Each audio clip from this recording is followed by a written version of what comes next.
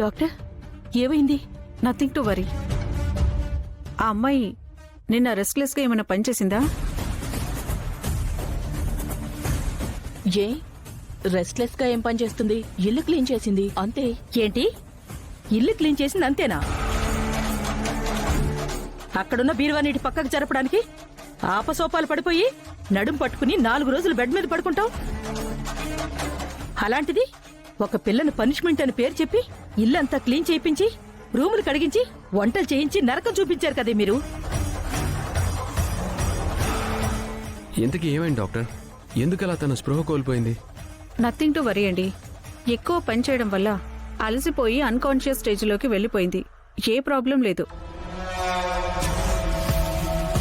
Injection చేశాను, కాసేపట్లో స్పృహలోకి వస్తుంది. కాకపోతే తనకి రెస్ట్ కావాలి. డాక్టర్, అయితే తనకి ఏ ప్రమాదం లేదు కదా?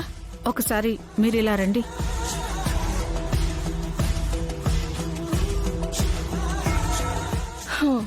ఏదో 4 పనులు చేయగానే అలసిపోయిందంట, రెస్ట్ కావాలంట.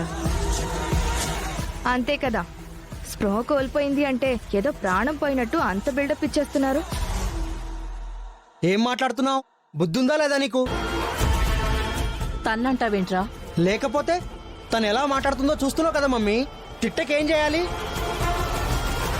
చూడండి, తనేదో తప్పు చేసిందని ఫీల్ అయ్యాం.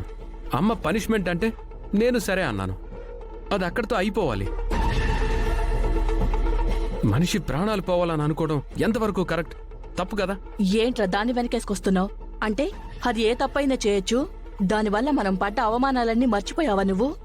అమ్మా, తన వల్ల మనం అవమానాలు పడ్డాం కాబట్టే కదా పనిష్మెంట్ ఇచ్చాం.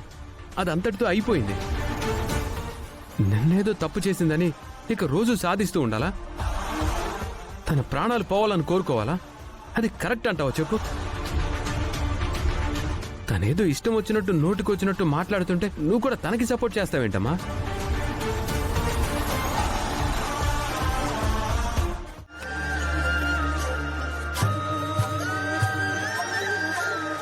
ఎందుకు టెన్షన్ పడుతున్నావు? అది నిజం బయటపడుతుందనా?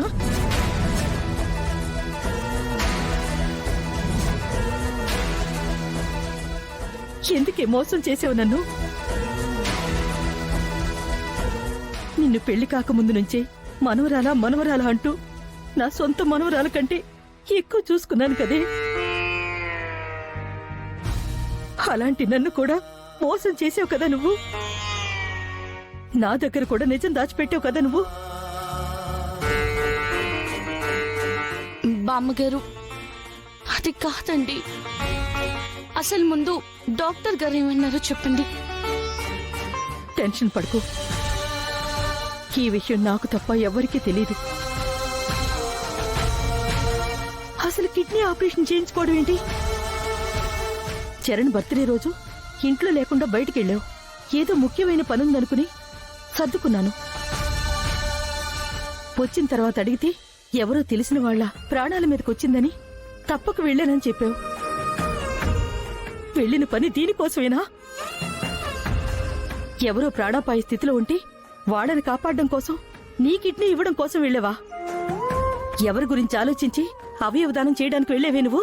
రేపు నీ పరిస్థితి ఏంటే? ఎవరి గురించో చేయలేదు బామ్మగారు. నా కన్న తల్లిని బతికించుకోవడం కోసమే నేను కిడ్నీ ఇచ్చాను.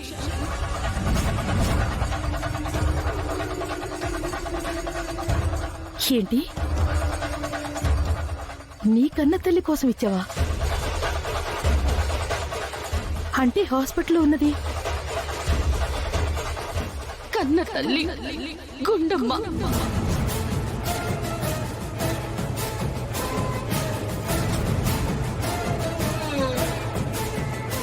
ఏం మాట్లాడుతున్నావే? గుండమ్మ మీ అమ్మేంటే? అదే నిజం బామ్మగారు. నా కన్న తల్లి గుండమ్మ. మరి నువ్వు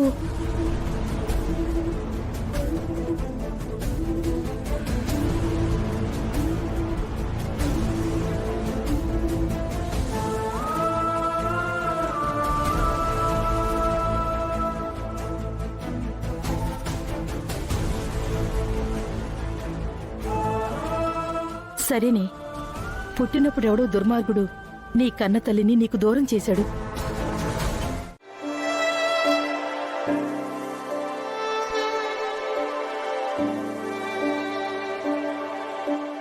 ఈ గుండమ్మకి కిడ్నీ దొరకపోయినా పీడ పోయేది. దీనికి సేవలు చేయాల్సి వస్తోంది. గుండమ్మ, ఇదిగో మంచినీళ్ళు. ఆ టాబ్లెట్స్ కూడా వేసేసుకో.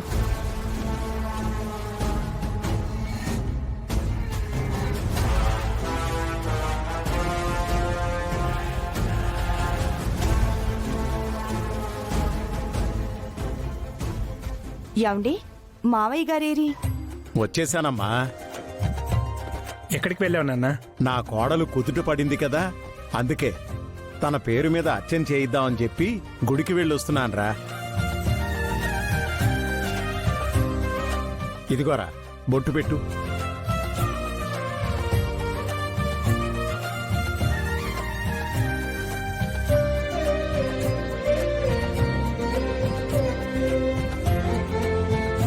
ఇప్పుడు ఎలా ఉందమ్మా? పర్లేదు మావయ్య. ఏంటోనమ్మా, నీకిలా జరిగేసరికి మాకెవరికీ కాళ్ళు చేతులు ఆడలేదమ్మా.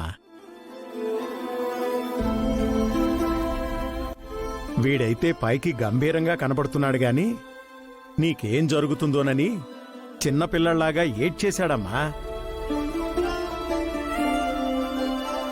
ఏం చేయమంటావు నాన్న? ఒక పక్కన చూస్తే కిడ్నీ ఇచ్చిన డోనర్ ఎవరో తెలియట్లేదు.